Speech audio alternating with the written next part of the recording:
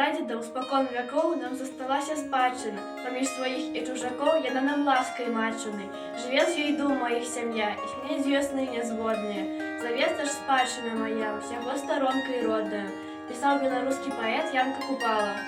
Старонка родная, сінявокая Беларусь. Каб добра ведаць яе цяпер, патрэбна зазірнуць у яе гістарычнае мінулае, вывучыць яе культуру, побыт, уявіць, як жылі дзяды нашы, прадзеды. Каб любіць сваю родную старонку, патрэбна заўсёды памятаць, што мы беларусы, што мы жывём на зямлі беларускай, якая корміць нас, апранае, суцяшае, аберагае ў часы няўгод. Наш невялікі этнаграфічны куток адчыніўся. Экспанаты, сабраныя вучнямі і настаўнікамі нашай школы, пазнаёмяць вас з побытам і культурай беларусаў, людзей добрай душы і шчырага сэрца. У першым раздзеле сабраны прадметы хатняга ўжытку. Вось ступа, патаўчы крупы.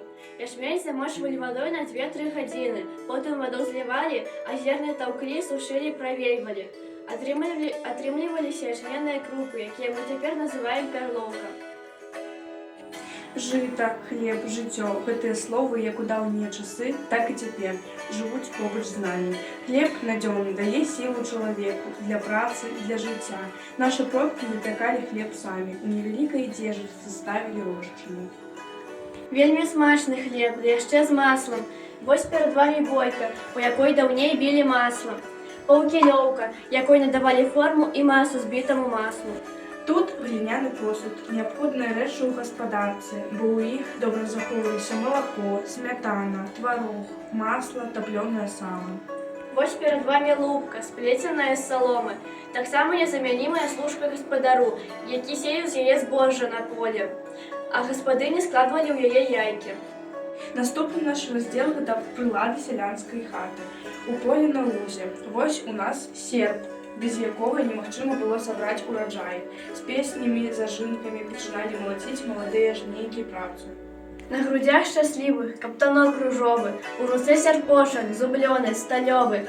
Каласкі хінуцца перад ёй паклонна, дзівіцца ігруша на мяжы зялёнай, а яна, царыца, весела, шчасліва, карануе песняй залатое жніва. Сабраны, звезены снапы на ток. І тут гаспадыню змяняе гаспадар. Ён бярэцца за цэп, якім малацілі жыта, авёс ячмень. Прас, качалкі, гаспадыніны прылады. Прас награваўся вуголлем, якое бралася з печы. Прасавалі лепшае святочнае адзенне. Абдзённае бялізму разгладжвалі з дапамогай пральніка, качалак.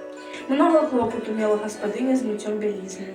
Мылі ў ночвах, якія рабілі з драўлянага ліпавага або асінавага цурбана, колатага напалам.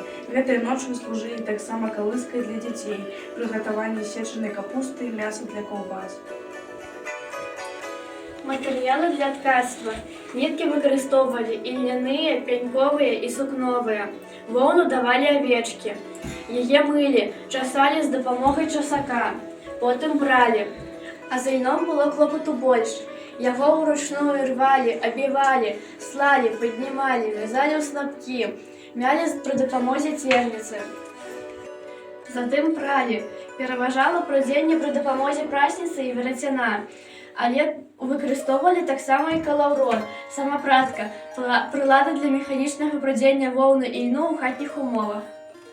Для ткані выкарыстоўвалі кросны. Ткацкі стан знавітай асновай для ткані ў хатніх умовах. Галоўная частка кроснаў – бёрда. Ткацкая прылада для прабівання ўтку ў кросна. Кожная дзяўчына павінна была ўмець прасці, ткаць. Кожная маці марыла аб такой дачушцы-працаўніцы. Ткачыхі стваралі цуды. Гэта мастацтва дайшло да нашых дзён, але, на жаль, ткачых на кроснах, вышывальшчыц з кожным днём усё меней і меней. Гэта ксёнджык Еўгенія Івановна, Ясько Валентина Іосіфаўна, Скрыцкая Соф'я Леонідаўна. І мы не маем права ні зберагчы, ні адрадзіць нашу спадчыну. Гэта найкаштоўнейшы скарб.